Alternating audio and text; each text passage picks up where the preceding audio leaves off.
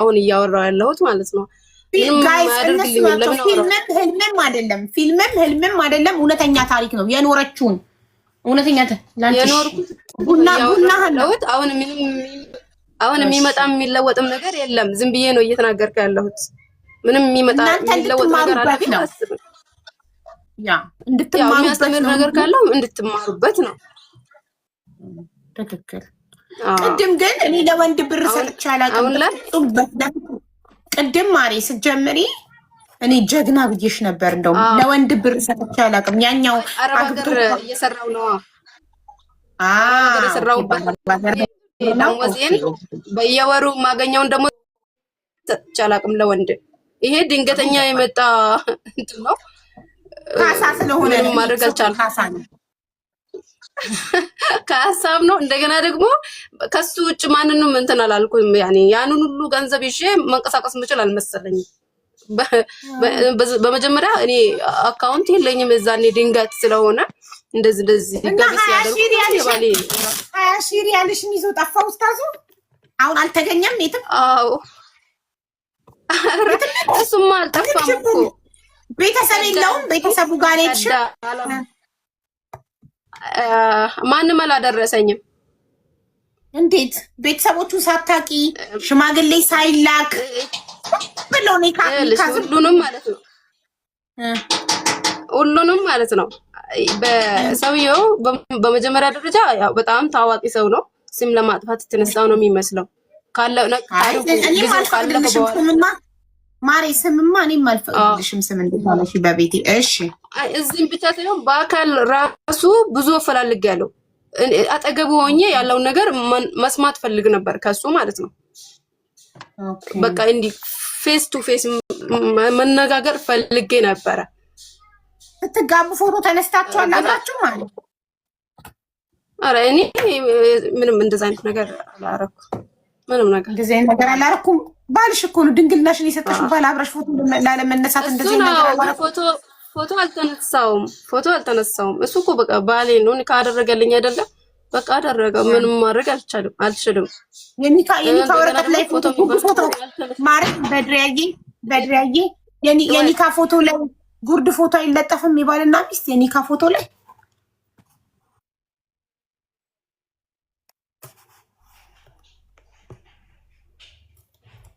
ስለማላቅ ነው የኒካ። እኔ ማሬድ ሰርተፊኬት የጋብቻ ወረቀት ነው የማውቀው። እኔ በፍርድ ቤት ነው የተጋባሁት፣ በመዘጋጃ ነው የተጋባሁት። አይለጠፍም። የሸሪያ ፍርድ ቤቱን አላውቅም። የሸሪያ ፍርድ ቤት ማሬድ ሰርተ እንደውም አጠገብ ያለ የጋብቻ ወረቀት እንደዚህ አይለጠፍም። እንደዚህ የባልና የሚስት ፎቶ አይለጠፍም። ከነጭራሽ ምንም አይነት ማረጃ ማለት ነው ከንግግርና ከአይምሮት ውስጥ ውጭ ወላሂ ከአይምሮት ውስጥ ውጭ ከንግግር ውጭ ሌላ ምንም አይነት ማረጃ የለኝም። አልተፈራረማችሁም? ዝም ብዬ ታሪክ ስለሆነ ላውራው እንጂ ምንም ማመጣው ነው። ተፈራርመናል። ተፈራርመናል እኮ የጋብቻ ወረቀት ይሄ ሸሪያ ፍርድ ቤት ስትፈራረሙ ፎቶአችሁ ማለት ነው። ስንፈራረም እዛው ስንፈራረም ማለት ነው። ሶሪ መጀመሪያ በር ክፈች ማሪ። በር እየተንኳኳ ነው። ሂጂ በር ክፈች መጀመሪያ። ሚውት አድርጊና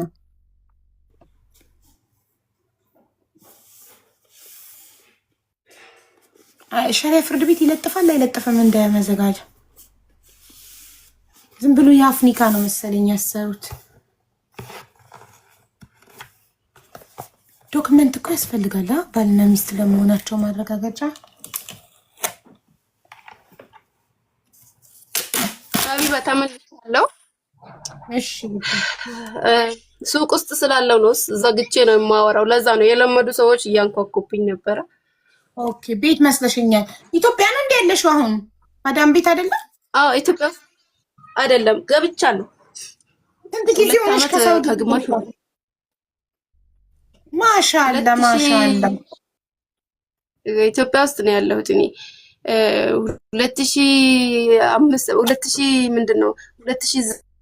2010 ላይ ኢትዮጵያ ገባሁኝ። ከዛ ኢትዮጵያ ከገባሁ በኋላ 9 ወር ቆየሁኝና ትንሽ ገንዘብም ያን ያህል በቂ ስላልነበረኝ ወደ ዱባይ ተመልሼ ሄድኩኝ። ይሄ ነገር በቃ ተስፋ አስቆረጠ። እዛ ሆኜ ነገሩን አጣራውም አይምሮ ውስጥ ስላልጠፋ በቃ ለአላህ ሰጥቼው፣ ግን እኔ ቢያንስ እሱን ቀጥታ ማውራት አለብኝ ብዬ ያሰብኩኝ። በአካል ባላገኘው እንኳን በ9 ወር እሱን አፈላልጌበታለሁ፣ ግን አላገኘሁትም። ኢትስ ኦኬ። ግን ሄጄ ደግሞ ስራዬን እየሰራው ቁጥር አፈላለኩኝ። ጋዜጠኞች ከሱ ጋር የሚሰሩ ጋዜጠኞች አሉ። እነሱን እንትን ብዬ ታሪኩን ሳልነግራቸው ምንም ነገር ሳላሳውቃቸው ቁጥሩን እንዲሰጡኝ ያደረኩኝ። ቁጥር ሰጡኝና ደወልኩለት። ጋዜጠኞች ከኡስታዝ ጋር ምን ያደርጋሉ? ጋዜጠኛ ነው ከሱ ጋር የሚሰሩት ወይ የሬዲዮ ጣቢያ ነው የሚሰራው? ኡስታዝ ጋዜጠኛ ማለት የዳዋ ጋዜጠኞች ናቸው። ዳዋ እሱን የሚቀርጹት ምናምን ካሜራማኖች አሉ አይደለ? እነሱ ፌመስ ኡስታዝ ነው፣ ተቀራጭ ነው። ካሜራማኖችም አሉት። ካሜራማኖቹን ነው ጋዜጠኛ ያልሻቸው። ካሜራማን ምን መሰለሽ፣ ካሜራማን ማለት ነው። እነሱ በእሱ በሚለቅበት ቻናል ውስጥ አንድ ቪዲዮ ሲያልቅ እንትን ስልክ ቁጥር አለ። ያን ስልክ ቁጥር አንስቼ ደወልኩኝ። ዝም ብዬ ደወልኩና ሌላ ሰው ኤከሌን በአላሁን በኤከሌን አገናኘኝ ፈልጌው ነበር አጅር ታገኛለህ አልኩት። ከዛ አገናኘኝ ማለት ስልክ ቁጥር ሰጠኝ። ኦኬ ሰጠኝና ያው ባንዴ አላነሳልኝም። 19 ጊዜ ነው የደወልኩት። በ19ኛው ተነሳልኝ ስልኩ ማለት ነው። በቃ ተስፋ አልቆርጥም ማለት መስማት አለብኝ ከሱ። ምንም የሚያሳፍርም ይሁን ምንም ይሁን የሚከዳም ነገር ይሁን ምንም ነገር ብቻ መስማት ያለብኝ ብዬ ወሰንኩኝ። ደወልኩለት። ስደውልለት በቀጥታ ስሜን ነገርኩት ማለት ነው። ያው እንትን አላወቀኝም እንዴ ያልኩት። በማታ በ6 ሰዓት ነበር የደወልኩት። ከዛ አይ አላወቅኩትም አለኝ። ኤከሌ ነኝ አልኩት። እኔ ከዚህ በፊት ያገባህ ባለቤት ሆነሽ አልኩት። ያገባህኝ ሚስት ካልኩት። ከዛ እንደዛ ስለው ድንቅጥ አለና ቁጥሬን ማን ሰጠሽ አለኝ። ከየት አገኘሽ ቁጥሬን አለኝ። እንደዛ ሲለኝ እኔ እንደዚህ በካሜራማኖች አንተ በምታስተላልፈት በእንትኑ አግኝቼ ነው፣ እነሱ ናቸው ለምኛቸው ነው የሰጡኝ አልኩት። የተወሰነ ፍቃደኛም አይደለም ብቻ ነገርኩት። አንተ ያን ሁሉ በህዝብ ፊት አግብተኸኝ አልኩት። በህዝብ ፊት አግብተኸኝ፣ በትላልቅ ዑለሞች ፊት አግብተኸኝ እንደዚህ ረስቼ እንድቀር ታደርገኛለህ ወይ? አላህን አትፈራም አልኩት። እኔ አለኝ አዎ አንተ አልኩት። በቃ ይሁን አለ አይደለ? ችላ አለኝ። ሊሰማኝም አልፈለገም። በቃ የተወሰነ ይሁን አለ አይደለ? ትንሽ ተሻልኩኝ ከሰማው በኋላ ከሱ ያለውን ነገር ምንም ማረጃ እንደሌለኝ አውቃለሁ። ምን አለ? በቃ እኔ ያው ሚስቴ አይደለሽም አለኝ። ማለት አላገባሁሽም ውሸት ነው አለ። እኔ አይደለሁም ማለት እኔ አላገባሁሽም። ድንግልና ይነስ ሲወሰደ ማነው አትዩ? አንተ አይደል ወይ ያን ሁሉ ያሰቃየኸኝ አልኩት። አንተ አይደል እንደ ያሰቃይተህ ያን ሁሉ እረሳለሁ እንዴ አልኩት። መች አሰቃየሽ? እሱማ ወደሽ ድንግልናሽን ሰጥተሽ መች አሰቃየሽ? እሱ በቃ ያኔ ወድጄ ቢሆንም ማለት ነው ስቃይ ያለው ያኔ ትውስታ አይጠፋብኝም። በጣም አይምሮ ላይ ተቀርጾ ነው ያለው። ያኔ ፍቃደኛ ቢሆንም ስቃይ ያለው የራሱ ወድጄም ቢሆን ስቃይ ያለው መከራ አለው። ያሳምናል በጣም። ድንግልናሽን ሲወስደው ነው ስቃይ ያለው? አዎ እሺ።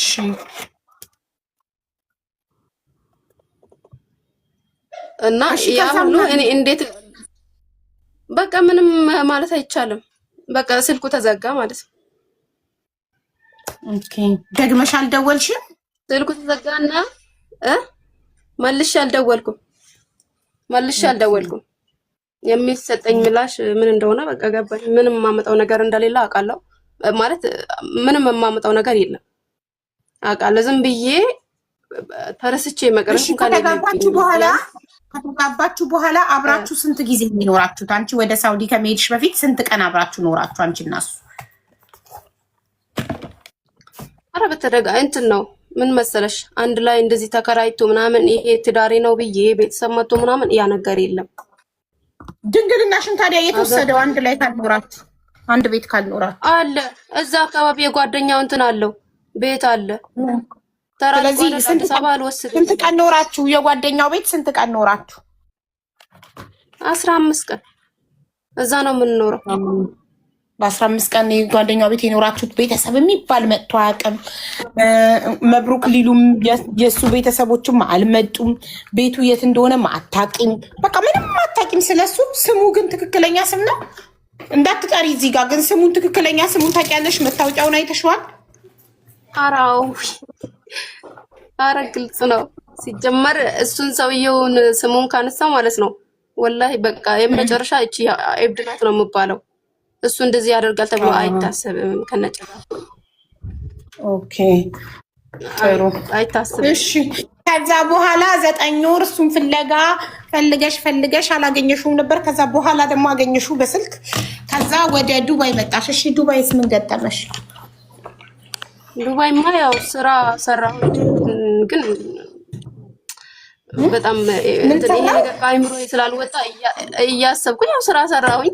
5 አመት ሰራሁኝ ዱባይ ላይ። እሺ 3 አመት 2 አመት ኮንትራት ቤት 3 አመት ደግሞ እንትን ገረን። ኧረ እንዴ የትልቅ ኡስታዝ ስም እዚህ ጋር እንዲጠራ ትፈልጋላችሁ? እኔ አልፈቅድም በቤቴ የማንኛውም ሃይማኖት አባት ስም በቤቴ እንዲጠራ አልፈልግም። አይቻልም፣ አልፈቅድም እኔ። እሺ ቀጥይ ወድረኝ። እሺ እንደገና ደግሞ ሊያደርጉ ይችላሉ ስሙን ካነሳው ምናምን በኋላ ለኔም የሰው እዚህ ጋር እኮ መዳም ቤት አሪፍ ነው አልሐምዱሊላህ። ሰራሁኝ 2 አመት ኮንትራት ቤት ሰራው። ብቻ ያሳዝናልም ያስደስታልም ምንም አይልም። በፊቱ ተሽያለሁ። የገጠመኝ ነገር ያው 2 አመት ኮንትራት ከሰራው በኋላ ጠፋሁ። ጠፍቼ አንድ መጀመሪያ ቆይ ሳውዲ ስንት አመት ነበር የሰራሽው? በድሪያ አጠቃላይ 5 አመት ሳውዲ 5 ዱባይ 10 አመት። እሺ 10 አመት እንግዲህ ሳውዲ 4ቱን አመት በአንድ ቤት ነው። አንዱን አመት ደግሞ 9ን ወር በአንድ ቤት ከዛ 5 ወር ደግሞ በአንድ ቤት ነው የሰራሁት ሳውዲ ላይ። ያው ሴትዮ በአንድ አመት ውስጥ 2 ቤት አስገብታኛለች ሴትዮ ማለት ነው። እሷ ቤት 5 ወር 9 ወር ከሰራው በኋላ ሌላ እና አጠቃላይ በአጠቃላይ 10 አመት አረብ ሀገር ሰርተሽ አሁን ኢትዮጵያ ውስጥ ምን አለሽ? እስኪ ንገሪኝ ምን አለሽ? ሊለፋው ዱባይ ላይ ያጋጠሙኝ ያስለቀሰኝ ነገር ምናምን ሊለፋው። አይ ንገሪኝ ማሪ እንሰማሻለን። እሺ እንግዲህ ዱባይ ኮንትራት ቤት እየሰራሁኝ አንዲት ሀዲያ ሰራተኛ ነበረች። ሀዲያ ማለቴ ጓደኛዬ ማለት ነው። ከኔ በኋላ እኔ ላስለምዳት ምናምን ያዝገቧት። ከዛ የሆነ እንጨቃጨቅ ነበረ ትንሽ ከለመደች በኋላ ምናምን። እኔ የምግብ ነኝ እሷ ጽዳት ነበረች። ሰዎቹ በሷ በጽዳቱ ዙሪያ ምናምን በኔ ይቆጡ ነበር። እሷ ባሳለፈችው እሷ በተወችው ስራ ማለት ነው እኔ ይቆጡ ነበር። በጣም እናደዱኝና ከጨረስኩ በኋላ ወጣሁኝ። ጠፍቼ ወጣሁ። ከዛ ግን ጠፍቼ የወጣሁት አንደኛ ደግሞ ምክንያት ምንድነው ቶሎ ሀገርሽን ትገበያለሽ ተባልኩኝ። ቶሎ ሀገርሽ ትገበያለሽ። እኔ ሀገር መምጣት በጣም ፈልግ ነበር። ከዛ አልተሳካም። ከጠፋው በኋላ 3 አመት እንትን አልኩኝ። አንድ አመት ከግማሽ ከሆነኝ በኋላ አባቴ ድንገት ሞተ ማለት ነው። በቃ አላመመውም። በቃ ድንገት ሞተ። በቃ ከሞተ በኋላ እንደገና እሱ ከሞተ በኋላ የቤተሰቦቼ ፈተና ደግሞ በጣም በዛ። ብዙ ወጪ የሚያስወጣ ፈተና መጣ። በጣም ብዙ ማለት ነው። ደሞዜን ሳገኝ በቃ ወጪ ማውጣት ጀመርኩኝ። በተቻለኝ አቅም ግን አካውንቴ ላይ እያጠራቀምኩ ነው ትንሽ ማለት ነው። ከዛ አባቴ ሲሞት ደግሞ በቃ የመምጣቱ ፍላጎቱም እንትን አለኝ። እንደገና 1 አመት ከ6 ወር ጨምሬ 3 አመት ሰራሁኝ ውጭ ላይ ማለት ነው። ከሰራው በኋላ በቃ ሀገሬ መጣሁ። ምንድነው ይሄ እንትና አጽፌ خروج النهائي የሚባል እንትና አጽፌ አጠቃላይ መጣሁ ማለት ነው። ያው በእጄ 480 ሺህ ብር ነበረኝ ያጠራቀምኩት ከወጪ ቀሪ ማለት ነው። ከዛ መጨረሻ ላይ ያው መጣሁና በ300 ሺህ ብሩ ገጠራማ ቦታ መሬት ገዛሁኝ። ከዛ 180 ሺህ ብር ቀረኝ ነበረ ከአጠቃላይ ከወጪ ከምን ያው ትንሽ የሱቅ የሰፈር ሱቅ ከፍቼ መኖር ጀመርኩኝ ማለት ነው። አሁን አለውኝ ግን አልሐምዱሊላህ ያው አላገባሁም። በቃ ከዛ ሰውዬ ትንሽ አጠቃላይ ያንን ሰውዬ 7 አመት ሙሉ አይምሮዬ ውስጥ ነበረ ማለት ነው። 7 አመት ሙሉ ኢትዮጵያ ከመጣሁ በኋላ ይሄ ነገር ሊለቀኝ ስላልቻለ ማለት ነው እንትን ሄድኩኝ ሳይካትሪስት ሐኪም ቤት የአይምሮ ሐኪም ምናምን ለማከር በቃ እንዴት ነው ይሄ ነገር ከኔ ታሪክ ተነጥሎ ሊወጣ የሚችለው እንዴት ነው ይሄን ማሰብ ልተው የምችለው ብዬ አስረዳሁት። በቃ እሱም የተወሰነ እንትንም ሰጠኝ የመድኃኒት ሰጠኝ ኪኒን መድኃኒት ሰጠኝ ለአንድ ወር የሚዋጥ እንደገና ደግሞ እሱን የጭንቀት ነው ያለ መረጋጋት እንትን ስላለብሽ ምናምን ብሎ ሰጠኝ። እንደገና ደግሞ ይሄንን ታሪክ አለኝ ለአንድ ሰከንድ እንዳታስቢ ብሎኝ ነበረ። ለአንድ ሰከንድ እንዳታስቢ በቃ ማሰብ አይቻልም። ይሄ በህይወትሽ መጥቶ የሄደ ነገር ነው። ያ ሰው ተጠቅሞብሻል፣ የሚፈልገውን ነገር አድርጓል። በቃ አሁን አንቺ ለሰከንድ እሱን ማሰብ የለብሽም ብሎ መከረኝ ሐኪሙ ማለት ነው። ከአሁን በኋላ እሱን ከአእምሮሽ ማስወጣት አለብሽ። ማሰብ የለብሽም፣ ወደ ኋላ ማሰብ የለብሽም። ቀጥ ብለሽ ባልም ከመጣልሽ አግብተሽ ኑሪ፣ ካልመጣልሽም ደግሞ ስራሽን እየሰራሽ አእምሮሽን ፈታ እያደረግሽ መኖር አለብሽ። ጥሩ አይደለም ከአሁን በኋላ ላንቺ ለአእምሮሽ ጥሩ አይደለም ብሎ ወከረኝና ያው መድኃኒቱን የሰጠኝም በወር ጨረስኩኝ፣ ዋጥኩኝ፣ ምን አልኩኝ። አልሐምዱሊላህ ረቢል ዓለሚን ስራዬን እየሰራ አለው ማለት ነው። እና እስካሁን ድረስ ባል አልመጣም። መጥቶ ነበረ። ምን መሰለሽ የዛሬ በጣም ይመጣል፣ ግን ቅስሜን ሰብሮት ነው የሚሄደው። እኔ ምን እንዳለብኝ ራሱ አላውቅም። ከኔ ያባሱ ምንም ቆንጆ ያልሆኑ ምንም ጋዛ መጥቶ ነው ያገባሉ ይወልዳሉ። እኔ ግን በድያ እንዴት እንደተዋወቃችሁ ንገሪኝ። ባልየው ብቻ እራሱ እኮ ሰብሮኝ ነው ሲያለፈው፣ በጣም አስለቅሶኝ ነው ሲያለፈው በሰዓቱ ወላሂ ያንን ነገር ከአይምሮ ያስወጥቼ በድሪያ ከመጀመሪያው ንገሪኝ እንጂ በድሪያ ባልየው አዲስ ባልሱቅ ቃል ጋዛ መጥቶ ነው እንዴት ተዋወቃችሁ? መጀመሪያ እኔ አላውቀውም ነበረ፣ እሱ ያቀኛል። በምንድን ነው የሚያቀኝ? አካባቢ እኔ ያለሁበት አካባቢ ተከራይቶ ይኖራል ይሄ ሰው። እኔ ደግሞ ተከራይቶ ቢኖርም እኔ ባለሱቁም ስለሆንኩኝ ወላሂ የሰፈሩን ሰው ጨርሼ የት እንደሚገባ የት እንደሚወጣ አላውቅም። ከበሬ ያልፋል፣ መስጂድ ያልፋል፣ ሊሰግድ ማለት ነው። መስጂድ ያልፋል። መስጂድ ሲያልፍ ግን እኔ በቃ መንገድ አጥቶ አይደለም እኔን ፍለጋ ነው በኋላ ሲነግረኝ ማለት ነው። ከዛ የአከራዩን ይልካታል ወደ እኔን ማጣራት ከጀመረ በ3 ወሩ ማለት ነው አከራዩን ይልካታል። ለረመዳን የአመናው ረመዳን ማለት ነው 10 ቀን ሲቀረው ማለት ነው። ከዛ እንደዚህ ሰው አለሽ ወይ ያለችኝ መጣ። በጣም በቁም ነገር ስርዓት ባለው መልኩ ማለት ነው ተረጋግታ አለ አይደለ የለኝም አልኳት። ለምንድን ነው የሆነ ሰው አስቦሻል፣ ፈልጎሻል፣ ጠይቅልኝ ብሎኝ ነው አለች። አይ እኔ ማንም የለም ጥሩ ሰው ከመጣ ለማግባት ዝግጁ ነኝ አልኳት። ለሷ እንደዛ አልኳት። ሄዳ ነገረችው። ቁጥሬን ወሰደችና ሰጠችው። ከዛ ስልኬን ሰጠችውና ማውራት ጀመርን።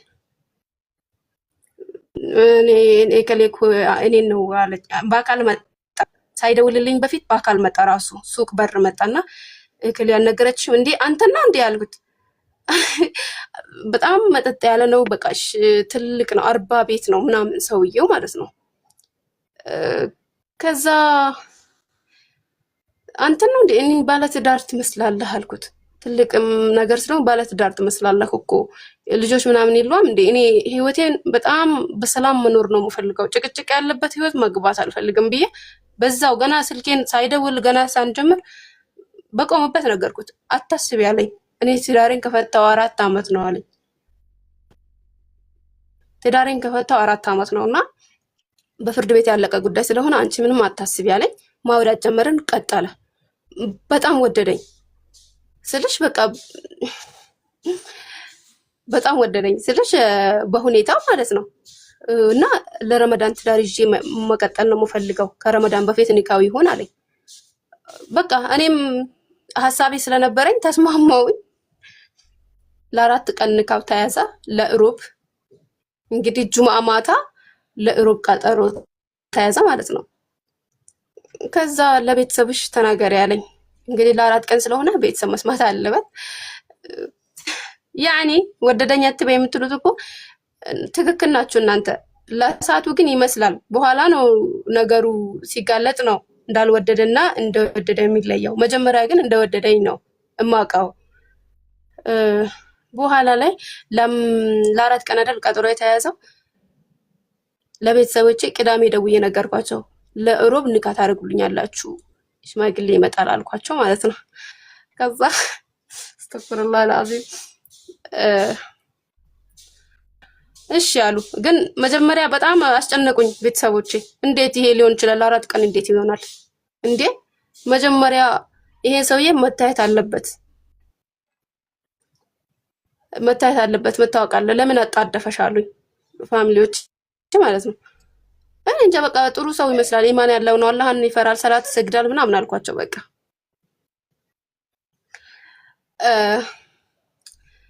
እንደዛ አልኳቸውና አመኑ እነሱ።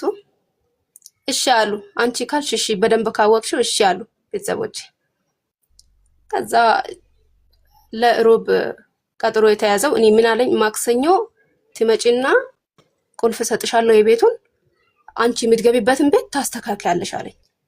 ያው አከራዋን አውቃታለሁ፣ ከሷ አንድ ላይ ታጸዳላችሁ፣ ፏ ታረጉታላችሁ ቤቱን አለኝ። እኔም ደግሞ ተስማማው፣ ችግር የለውም ያው እኔ ብገባበት እሱ ስራ የመንግስት ስራ ነው የሚሰራው። ኦኬ። ከዛ ሜሽ ተሰራውኝ፣ ፀጉሬን ተኳስኩ ምናምን። ከዛ ያንን ከሰራ በኋላ ቤተሰቦች ጋር ሄጄ ያው ፕሮግራሙን ስናዘጋጅ እናቴን ለማገዝ ነው። በቃ እኔ ራሴ በጣም አምኜዋለሁ፣ ሙሉ በሙሉ አምኜዋለሁ። በቃ እንደዚህ ይፈጠራል አላልኩም፣ ሌላ ነገር ይፈጠራል አላልኩም። ከዛ ማክሰኞ ጠዋቱን ብጠብቅ ሰውየው ጸባዩ ተቀይሯል። አይሆንም ተባለ፣ ተተወ ማለት ነው። እንዳለ የአካባቢ ሰው እኔን የሚያቀኝ ባለሱቁም ስለሆንኩ ሰፈር ላይ በጣም ብዙ ሰው ያቀኛል። በጣም ተናገረ። ሴትዮዋ ያቺ አከራይ አወራች፣ ሁሉም አወቀ። በቃ ልታገቢ ነው ተባለ፣ ሰው ሁሉ አወቀ። ቤተሰቦችም እዛ ጋር ጀመሩ፣ ዝግጅት ማድረግ ጀመሩ። ማክሰኞ ላይ እንደማይሆን ነገረኝ ማለት ነው። ይሄን ነገር መልሼ ማሰብ አለብኝ አለ። በጣም አለቀስኩ የዛን ቀን። በጣም ለቤተሰቦች ራሱ ደውዬ ቀኑን ሙሉ ሳለቅስ ውዬ ደውዬ እንደማይሆን ነግሮኛል። ምን እንደተፈጠረ አላውቅም አልኩት። በቃ በጣም ነው የደነገጥኩት። እንደዚህ ለምን ያደርጋል ማለት የማሰቢያ ጊዜ አላስጨናነኩት። ሁሉ በራሱ ፍላጎት ነው፣ በሱ ሐሳብ ልስማማ እንጂ እኔ ምንም ያደረኩት ነገር የለም። ከዛ ማክሰኞ ላይ ይሄን ሲነግረኝ በቃ ማክሰኞ እንግዲህ አዲሱ ቁስሌ ምናምን እያጋገምኩ አልኩ ማለት ነው። ያ ማለት በጣም ተጎድቻለሁ ማለት ቅስሜ ሰብሯል። ላገባ ነው ብዬ ነው ዝግጅት ላይ ነው ያለሁት። ሶሪ በቃ ምን ማድረግ አለብኝ? ሁሉም ሴት ያደርገዋል ብዬ አስባለሁ። ለማግባት ከተስማሙ በኋላ እኔ ቀጠሮ ከተያዘ በኋላ ምን ይጠበቃል? በቃ እንደዚህ አይነት ነገር ይፈጠራል አላልኩም። መጨረሻ ላይ ሮብ ማደረን ሰውየው የለም። ከዛ ሐሙስ ማታ የሆነች የቡና ቤት ቡና ስላንቺ አካባቢ ሰው የሆነ ነገር ሰምቶ ቢሆንስ ማሬ፣ የአካባቢው ሰው የሆነ ነገር ብሎት ቢሆንስ፣ ጤነኛ አይደለችም እቺ ሴት እሱን ይቅርብ ምናምን ብለውት ቢሆንስ የጠፋው? እሱን በኋላ ያው በጣም ብዙ ሰው ጠየቀውስ፣ ግን እንደዛ አላለም። ምክንያት የተናገረው ምክንያት ሌላ ነው። እሱ እኮ አንድ ነገር ልንገርሽ፣ እንደዛም ቢሉት ማለት ነው መተው ይችላልስ፣ መብቱ ነው። ማንም የማይፈልገውን ትዳር ውስጥ እንዲገባ የሚያስገድደው የለም። እኔም ችግር የለብኝም። ግን ዋና የጎዳኝ ማለት ነው ሐሙስ ማታ እንግዲህ ትላንትና ይህን ነገር ነግሮኝ ከኔ ሁሉ ነገር ጨርሶ ሊያገባ የነበረው ሰው ሐሙስ ደግሞ ሌላ ሴት ተመጣ በጨለማ ምንም እንትን ሳል ሁለቱ ተያይዘው ገቡ። እዛ በተከራየ እኔን ሊያገባ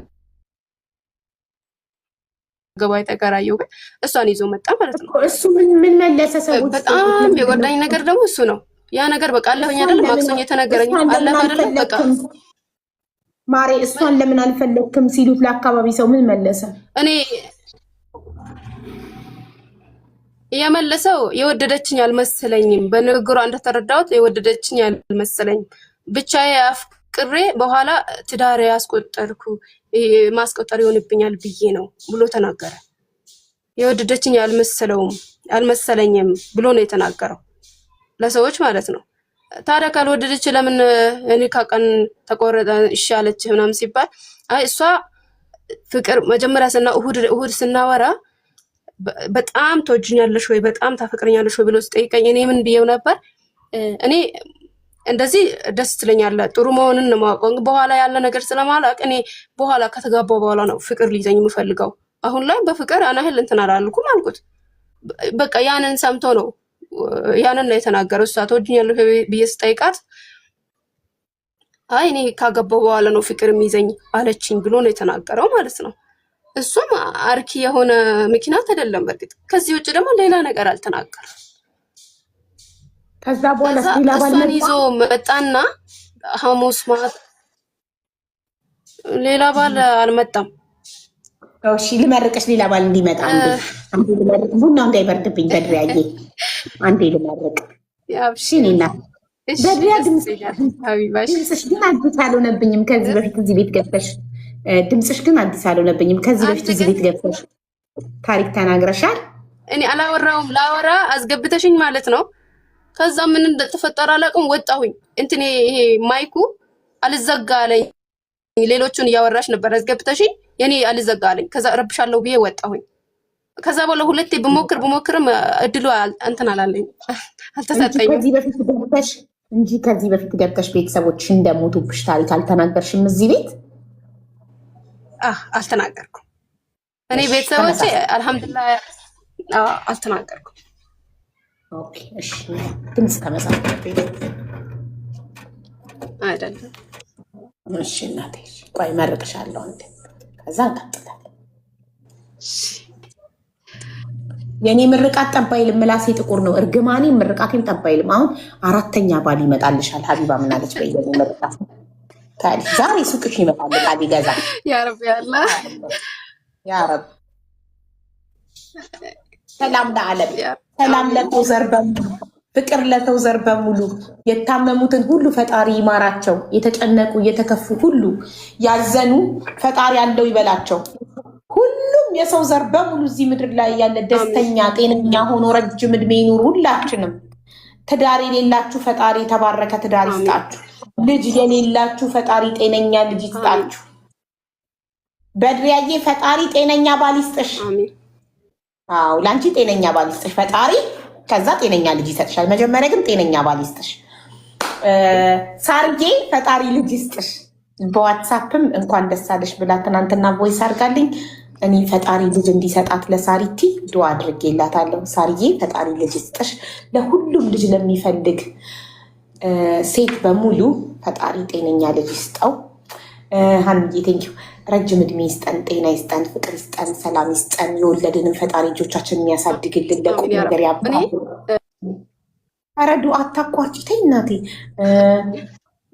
ልጆቻችንን ፈጣሪ የልጆቻችንን መጨረሻ ያሳየን። እድሜ ሰጥቶ የልጆቻችንን ቁም ነገር ያሳየን። የልጆቻችንን ወግ ማድረግ ያሳየን ለሁላችንም። ስራ የሌላችሁ ፈጣሪ ስራ ይስጣችሁ። የተከፋችሁ ፈጣሪ ያስደስታችሁ። ሁላችንም እንደሰት። እኛ ስግብግቦች ስለሆንን ነው እንጂ እኮ ፈጣሪ እኮ አያልቅበትም። ፈጣሪ ለሁላችንም ቢሰጠን አያልቅበትም። ግን ፍቅር ስለሌለን ነው ፈጣሪ ማይሰጠን። ፍቅር ይስጠን ፈጣሪ፣ ሰላም ይስጠን፣ ምቀኝነትን ያንሳልንና ሁላችንም ወደ ፈጣሪያችን ጤና፣ እድሜ፣ ሰላም፣ ፍቅር፣ ደስታን እንለምን። የሰው ማየትን ተውና የራሳችን ላይ እናተኩር። ሁላችንም ሰላምና ፍቅር ይስጠን። አሜን። በድሪያ ጤነኛ ባል እንዲሰጥሽ ዱዓ አድርጌልሻለሁ። አሜን ብለሻል አቡዬ። አላህ ይቀበል ብያለሁኝ። አላህ ይቀበልሽ፣ ይቀበለን እና ያው የመጨረሻው ታሪክ አያልቅም ማለት ላውራ ካልኩኝ በጣም ብዙ ነገር ስላለ አድካሚ ነው የሚሆነው። ሰዎችን ማሰልቸት ነው የሚሆንብኝ ከዚህ በላይ። አንቺ ካልደከመሽ ማሬ፣ አንቺ ካልደከመሽ እኛ አይደክመንም፣ አይሰለችንም። ሌላም ታሪክ አለሽ እንዴ? 3 ባሎች አግብተሽ ፈታሽ። ሌላ ታሪክ ምን ቀረ? አራተኛውን አሁን እኔ ለመንኩልሽ ጤነኛ። እስከዛሬዎቹ ሶስቱም ጤነኛ አልነበሩም። ፈጣሪ አራተኛው ባል ጤነኛ ይቅር፣ ሌላው ይቅርና ትንሽ ምክር ነው። ሌላም ነበር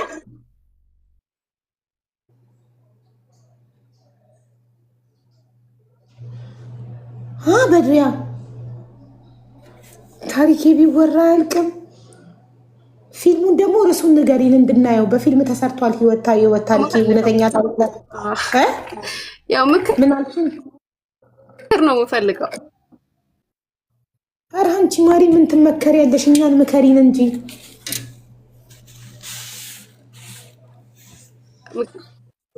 አሚን ያ ረቢ አላህ። ያው ሀውዬ እንግዲህ እኔ ወደ 30 በ20 ውስጥ ብሆነው ማለት ነው አንድ ትዳር ውስጥ መግባት ፈልጋለሁ። ያ ነገር አይደለም ፍላጎቴን ነው እየነገርኩሽ ያለሁት። አይደለም ስንታመትሽ ደግሞ መለወጥ መሬት ገና ተመልሼ ለመሄድ ደግሞ እድሜ ያሳሰበኝ ብቻ ግራ ተጋባሁ። ልምራ እንጂ ኖሮዬን ልምራበት እንጂ የሆነ ቤት የሚሰራ ገንዘብ ነው።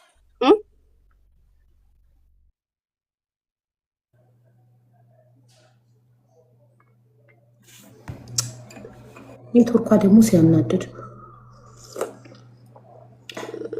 እኔ ምክር ነው የምፈልገው። ምክር ማለት ነው በድሪያ ይፈልማል እየሰራሁ መጠበቅ በቃ በሁለት አንዱ ትንሽ በዚህ ሰሞን አይምሮዬ በቃ ማንን ላማክር በቃ ለራሴ አልቆረጠም። አዎ ይሰማኛል። እድሜሽ ስንት ነውማ? እድሜው 28 በ18 ዓመትሽ አረብ ሀገር ሄደሽ 10 ዓመት አረብ ሀገር ቆየሽ አይደል? ኢትዮጵያ ከተመለሽ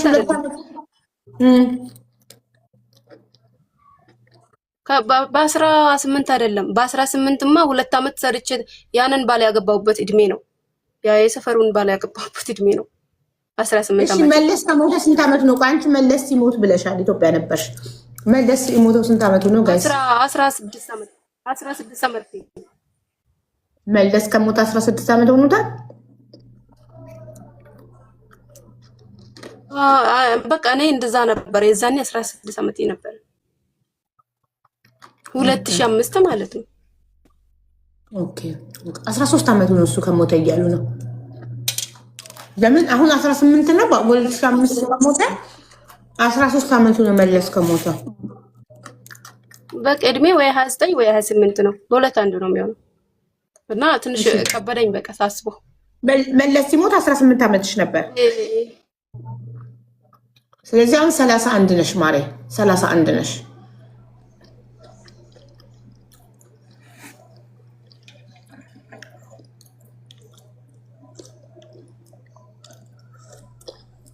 አስራ 18 ሲደመር 13 እንዴ 18 ሲደመር 13 28 ከዛ 3 31 ትክክል ነው።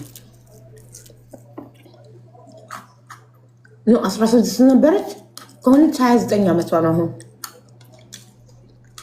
29 ዓመቷ ነው። ገና እኮ ነሽ። ምን የሰርጉ ነቀላ ትመጣለች። አሁን ማስተካክላ ቀደምም እንደዚህ ነቅላ አስተካክላ መጣች። አይ በዚያ የእናታ ሀገራችን እውነት ሳይካትሪስት ያስፈልጋታል።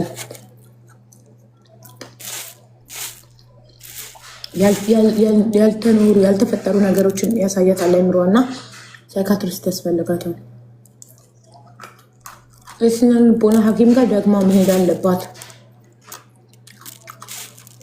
ክትትሏን መቀጠል አለባት። አስተማሪ ታሪክ ነው። ኤልሳ ኤሌክትሪክ ያለች ትመጣለች። አሁን ታያለሽ።